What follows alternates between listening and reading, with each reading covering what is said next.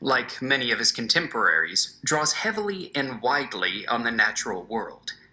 Sometimes he uses it as a theatrical space, as a space in which to set some of the main action of the drama, and sometimes he uses it as a metaphor, a figurative landscape through which to express psychological, emotional, or social anxieties. Perhaps most profoundly, one of his most dominant and fascinating theatrical spaces is the forest, or the woodland. Most famously, perhaps, in As You Like It, the Forest of Arden, in A Midsummer Night's Dream, and in Titus Andronicus, and in Two Gentlemen of Verona.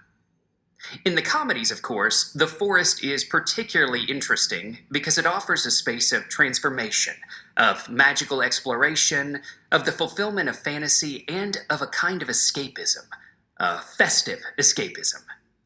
In the tragedies, and most darkly in Titus Andronicus, it's a place of destruction, a place of brutality, and again of transformation, but not in a happy or productive way, in a dangerous and violent way.